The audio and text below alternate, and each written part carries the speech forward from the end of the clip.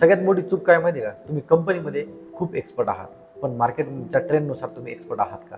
कंपनीमध्ये तुम्ही खरंच सुपर हिरो आहात, बट त्या इंटरव्ह्यूच्या एका रूममध्ये यू नो बेटर की तुम्ही काय करू शकता आणि काय तुम्ही बोलू शकता. तर मार्केटमध्ये तुम्ही जर एखादा टूल, एखादी टेक्नॉलॉजी घेऊन जर गेलात ना, तर काहीच नाही. तुम्ही कितीही एक्सपिरियन्स घेऊन या, तुमचा इंटरव्ह्यू क्रॅक होणार नाहीये आणि तुम्हाला चांगलं पॅकेज पण मिळणार नाहीये. रिझ्यूम असेल, इंटरव्ह्यू असेल, तुमचे फायनान्शियल प्लॅनिंग असेल, सगळ्या जेवढे पण आहेत ना, ते सगळं प्लॅन करूनच तुम्हाला रेडी राहायचं आहे. IT मध्ये जॉब करणं सध्याच्या घडीला एवढं सोपं राहिलेलं नाहीये. कंपनीचा हिरो बनू नका, मार्केट स्किलचा हिरो बना. सगळ्यात इम्पॉर्टंट आहे. मी तुम्हाला आज एक क्वेश्चन विचारतो. 5 ते 10 वर्ष तुम्ही एका कंपनीत जाता, तुम्ही कंपनीसाठी लॉयल आहात, पण तुमच्या करिअरचं काय? तुम्ही सांगू शकता? जर तुम्हाला एखाद्या कंपनीने उद्या मेल केला, thanks for your contribution, your role has been impacted, तर तुम्ही उद्या इंटरव्ह्यू क्लिअर करू शकता? मला विचार करून नीट सांगा की तुम्ही इंटरव्ह्यू खरंच क्रॅक करू शकता का? तुमच्याकडे एक्सपिरियन्स आहे, सगळं आहे, पण तरी पण तुम्ही इंटरव्ह्यू क्रॅक करू शकत नाही. ही मला सांगतो 90% कॅन्डिडेट असेच आहे. टू बी ऑनेस्ट, हा व्हिडिओ तुम्हाला जॉब स्विच करायचा आहे तसं बी नाही आहे, कंपनी चेंज करायची लगेच असं पण नाही आहे, तुमची लॉयल्टी वाईट आहे असं पण नाही आहे. फक्त रियालिटी दाखवण्यासाठी हा मी व्हिडिओ बनवतोय, कारण खूप मुलांना असा याचा इम्पॅक्ट होतोय. जे मुलं कधीच इंटरव्ह्यूची प्रॅक्टिस करत नाहीत, जे मुलं कधीच कुठला कंपनी सोडायचा विचार करत नाहीत, एकाच प्रोजेक्टमध्ये असतात, त्याच स्किलवर राहतात, अप टू डेट होत राहत नाहीत, आणि त्यांच्यासाठी ही खरंच सध्याच्या 2026मध्ये धोक्याची घंटा आहे. त्यांचं करिअर धोक्यात येऊ शकतो. त्यामुळे हे रियालिटी दाखवण्यासाठी हा व्हिडिओ आहे. व्हिडिओ एंडपर्यंत बघा. खूप इम्पॉर्टंट व्हिडिओ मी तुम्हाला सांगणार आहे. डिटेल्स काही सांगणार आहे जे तुम्हाला तुमच्या करिअरमध्ये खूप इम्पॅक्ट पाडतील. भरपूर असे कॅन्डिडेट्स आहेत, त्यामध्ये मी पण आहे. ऑलमोस्ट माझे 5 वर्ष एकाच कंपनीमध्ये मी आहे तिथे, असं काही नाही आहे. 5 वर्षे, 7 वर्षे, 8 वर्षे, 10, 15 वर्षे आपण एखाद्या कंपनीला देतो. आपण कंपनीसोबत लॉयल राहतो. आपल्याला वाटतं की आपला जॉब सेफ आहे. पण मार्केटमध्ये असं आहे का? आता मार्केट काय झालंय, सगळ्यांना मार्केट समजून घेणं हे खूप इम्पॉर्टंट आहे की आपलं स्किल आणि मार्केट कुठं आहे. आपण एखाद्या प्रोजेक्टवरती काम करतोय, आपल्याला वाटतं की यार आपलं हा प्रोजेक्ट आहे म्हणून आपण सेफ आहे. असं नाही आहे. असं मार्केटला नाही चालत. मार्केटला काय चालतं, अप टू डेट म्हणजे स्किल आहेत. तुम्ही तुमच्या कंपनीमध्ये जो प्रोजेक्ट चालतोय, तुम्ही तुमच्या कंपनीमध्ये जी स्किल चालते, लँग्वेज चालते, तेवढ्यापुरतंच तुम्ही तेवढं आहेत.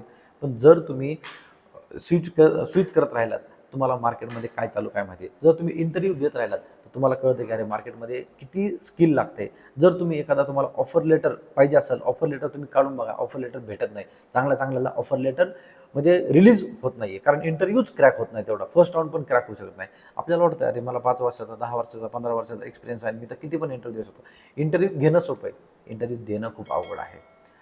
प्रॅक्टिकली तुम्हाला स्क्रीन शेअर करून तुम्हाला प्रोग्राम लिहायला सांगता किंवा काय इझी प्रोग्राम पण आपण लिहू शकत नाही. ही मी फॅक्ट सांगतो. मी स्वतः इंटरव्ह्यू घेतलेत आणि दिलेत, आणि ह्याचा इम्पॅक्ट खूप जास्त आहे. एक एक्झाम्पल सांगतो. तुमच्याच कंपनीमध्ये, ज्या कंपनीमध्ये तुम्ही खूप लॉयल आहे, त्या कंपनीमध्ये एखादं AIचं डेव्हलपमेंट चालू आहे, एखादा प्रोजेक्ट आहे नवीन म्हणजे अपडेटेड एखादा त्यांना प्रोजेक्ट डेव्हलपमेंट करायचे आहे, तेव्हा त्यांना रिस्ट्रक्चरिंग करायचे आहे आणि एक टीम डेव्हलपमेंट करायची आहे.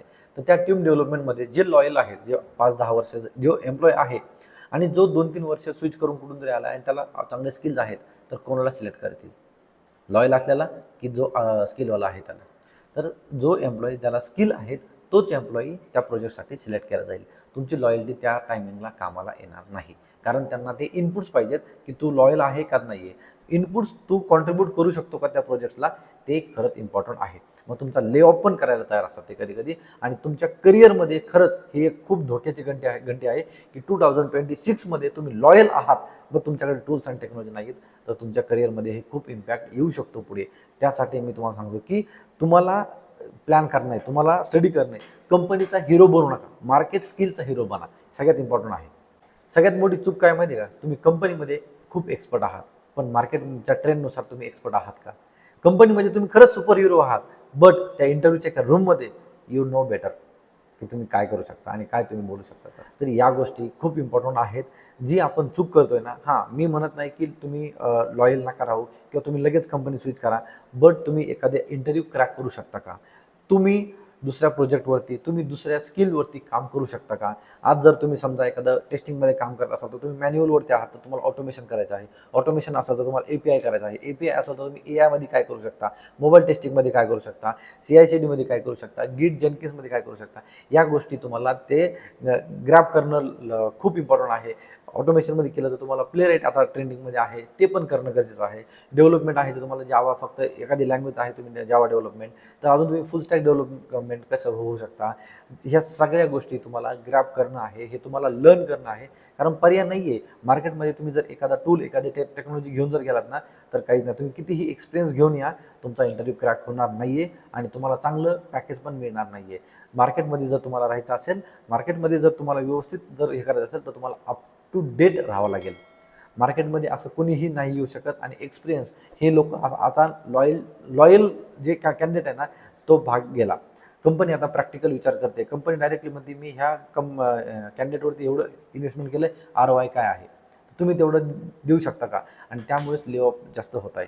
ले ऑफ खरंच सांगतो 90% नाही म्हणणार मी, पण 30-40% असे पण ले ऑफमध्ये लोक येत आहे की ते AI च्या नावाखाली येणार, अरे हे पण परफॉर्म करत नाही आहे, आपण थोडंसं ले ऑफ केलेलंच चालतं आहे. आणि AI च्या नावाखाली मग ते हे करतात की त्या असं कळून पण देत नाही की यार तू परफॉर्म नाही केलं किंवा काय नाही, AI च्या नावाखाली ते हे करतात. मग आपल्याला तेव्हा कुठंतरी जाणवतं, अरे यार आपण इनपुट द्यायला कमी पडतो का, आपण कुठेतरी कमी आहे का?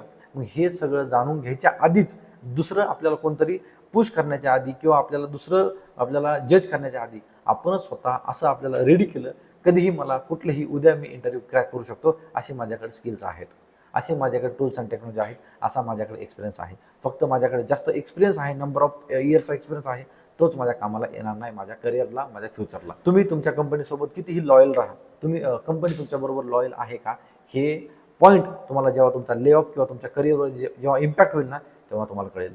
खूप कंपन्या आहेत ज्या एम्प्लॉईचा केअर करता, एम्प्लॉईचा विचार करता, बट 90% अशा पण कंपन्या आहेत की ते प्रॅक्टिकल विचार करता.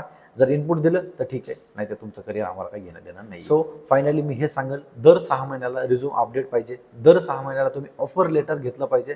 जॉईन करायचे, स्विच करायचे, नाही करायचे, हे वेगळा पॉईंट आहे.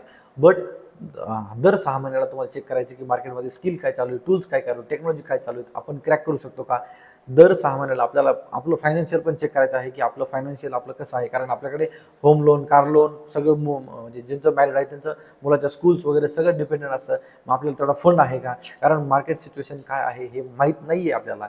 तर या सगळ्या गोष्टीचा आपल्याला प्लॅन करायचा आहे. रिझ्यूम असेल, इंटरव्ह्यू असेल, तुमचे फायनान्शियल प्लॅनिंग असेल, सगळ्या जेवढे पण आहेत ना, ते सगळं प्लॅन करूनच तुम्हाला रेडी राहायचं आहे. IT मध्ये जॉब करणं सध्याच्या घडीला एवढं सोपं राहिलेलं नाही आहे. मी पुन्हा सांगतो, लॉयल्टी ही वाईट नाही आहे, लॉयल्टी ही चुकीची नाही आहे. लॉयल्टी तुम्ही लॉयल असले पाहिजे तुम्ही, बट लॉयल बरोबर तुमचं पर्सनल प्रोफेशनल ग्रोथ पण तुमची खूप इम्पॉर्टंट आहे. सो व्हिडिओ कसा वाटला मला नक्कीच कमेंटमध्ये सांगा. व्हिडिओ आवडला असेल तर लाईक करा आणि जे खरंच एम्प्लॉई लॉयल आहेत त्यांच्याबरोबर हा व्हिडिओ नक्की शेअर करा. Thanks for watching. Till then, bye bye.